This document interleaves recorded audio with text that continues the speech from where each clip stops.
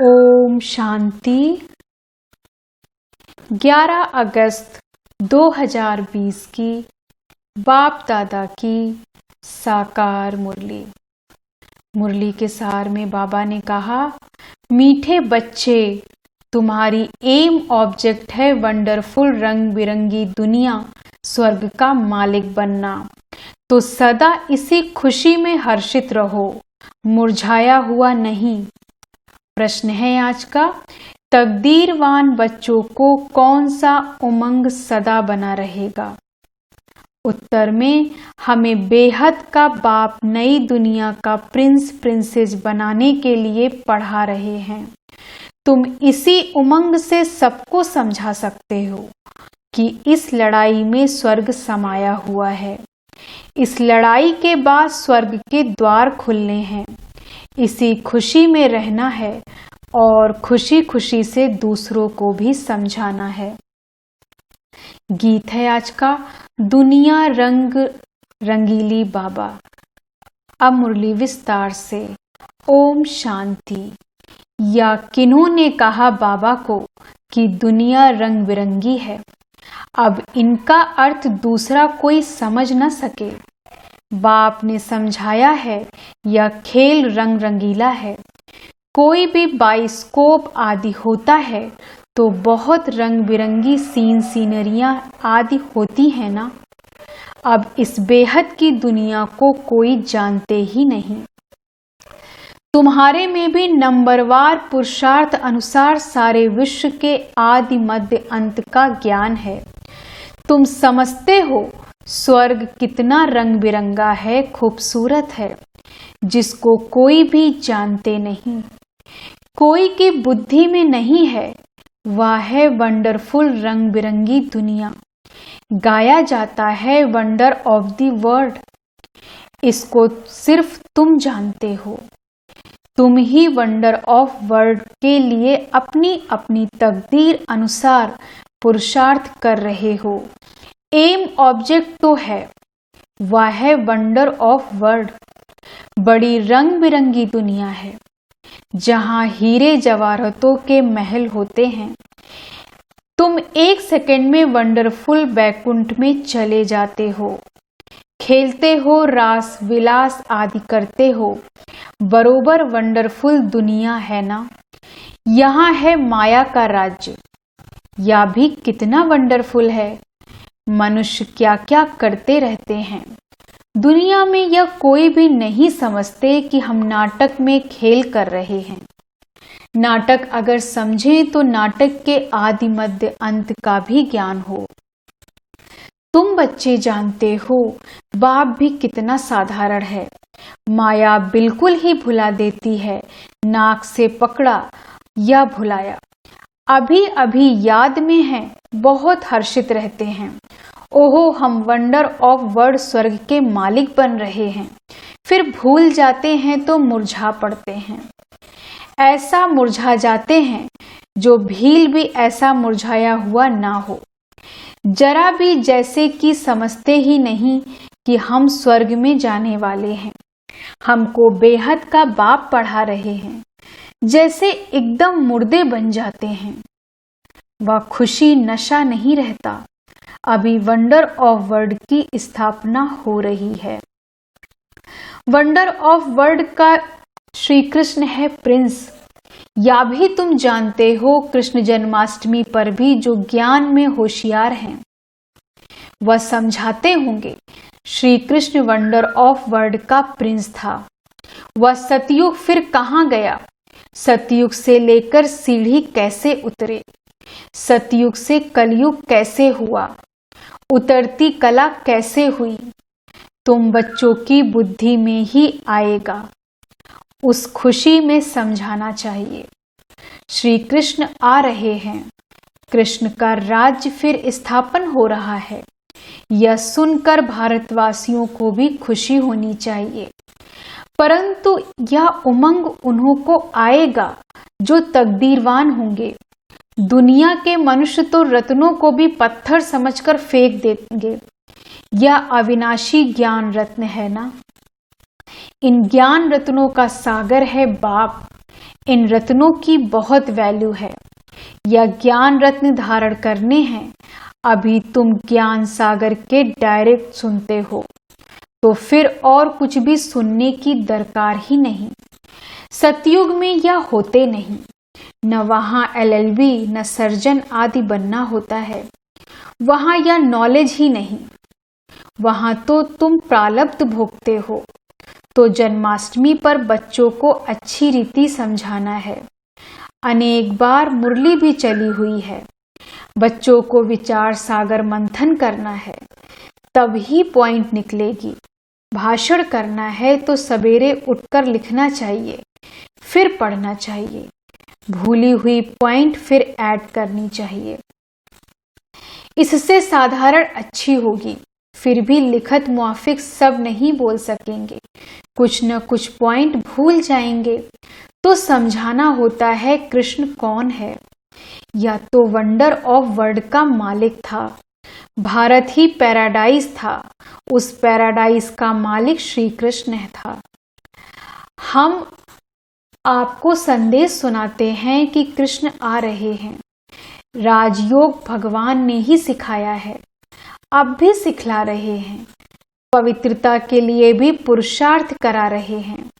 Double सिरताज देवता बनाने के लिए यह सब बच्चों को स्मृति में आना चाहिए।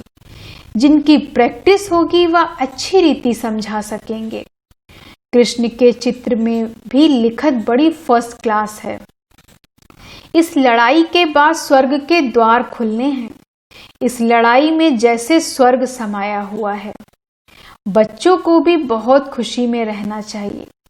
जन्माष्टमी पर मनुष्य कपड़े आदि नए पहनते हैं, लेकिन तुम जानते हो कि अभी हम यह पुराना शरीर छोड़ नया कंचन शरीर लेंगे। कंचन काया कहते हैं ना, अर्थात सोने की काया। आत्मा भी पवित्र, शरीर भी पवित्र। अभी कंचन नहीं है, नंबरवार बन रही है। कंचन बनेगी ही याद की यात्रा से। बाबा जानते हैं बहुत हैं जिनको याद करने का भी अक्ल नहीं है। याद की मेहनत जब करेंगे तभी वाड़ी जौहरदार होगी। अभी तक ताकत कहाँ है, योग है नहीं। लक्ष्मी नारायण बनने की शक्ल भी चाहिए ना, पढ़ाई चाहिए। कृष्ण जन्माष्टमी पर समझाना बहुत सहज है। कृष्ण के लिए कहते हैं श्याम सुंदर। कृष्ण को भी काला, नारायण को भी काला, राम को भी काला बनाया है। बाप खुद कहते हैं, मेरे बच्चे जो पहले ज्ञान चिता पर बैठ स्वर्ग के मालिक बने, फिर कहाँ चले गए। काम चिता पर बैठ नंबरवार गिरते चले आए। सृष्टि भी सतो प्रधान, सतो रजो तमो बनती है, तो मनुष्यों की अवस्था भी ऐसी होती है। काम चिता पर बैठ सब श्याम अर्थात काले बन गए हैं। अब मैं आया हूं सुंदर बनाने। आत्मा को सुंदर बनाया जाता है। बाबा हर एक की चलन से समझ जाते हैं मनसा वाचा कर्मणा कैसे चलते हैं, कर्म कैसे करते हैं, उससे पता पड़ जाता है। बच्चों की चलन तो बड़ी फर्स्ट क्लास होनी चाहिए। मुख से सदैव रत्न निकलने चाहिए। कृष्ण जयंती पर समझाने का बहुत अच्छा है। श्याम और सुंदर की टॉपिक हो। कृष्ण को भी काला तो नारायण को फिर राधे को भी काला क्यों बनाते हैं। शिवलिंग भी काला पत्थर रखते हैं। अब वह कोई काला थोड़े ही है, शिव है क्या, और चीज क्या बनाते हैं। इन बातों को तुम बच्चे जानते हो। काला क्यों बनाते हैं तुम इस पर समझा सकते हो। अब देखेंगे बच्चे क्या सर्विस करते हैं। बाप तो कहते हैं यह ज्ञान सब धर्म वालों के लिए है। उन्हों को भी कहना है। बाप कहते हैं मुझे याद करो तो तुम्हारे जन्म जन्मांतर के पाप कट जाएंगे। पवित्र बनना है। किसको भी तुम राखी बांध सकते हो, यूरोपियन को भी बांध सकते हो। कोई कोई भी हो उनको कहना है भगवान वाच, जरूर कोई तन से कहेगा ना। कहते हैं माँ में कम याद करो, देह के सब संबंध छोड़ अपने को आत्मा समझो। बाबा कितना समझाते हैं फिर भी नहीं समझते, तो बाप समझ जाते हैं इनकी तकदीर में नहीं है, या तो समझते होंगे शिव बाबा पढ़ाते हैं। रथ बगैर तो पढ़ा ना सके, इशारा देना ही बस है। कोई कोई बच्चों को समझाने की प्रैक्टिस अच्छी है। बाबा मम्मा के लिए तो समझते हैं, समझते हो या ऊंच पद पाने वाले हैं। मम्मा भी सर्विस करती थी ना, इन बातों को भी समझाना होता है। माया के भी अनेक प्रकार के रूप होते हैं। बहुत कहते हैं हमारे में मम्मा आती है, शिव बाबा आते हैं, परंतु नई नई पॉइंट्स तो मुकर्रर तन द्वारा ही सुनाएंगे कि दूसरे किसी द्वारा सुनाएंगे। यह हो नहीं सकता। ऐसे तो बच्चियां भी बहुत प्रकार की पॉइंट्स अपनी भी सुनाती हैं। मैगजीन में कितनी बातें आती हैं।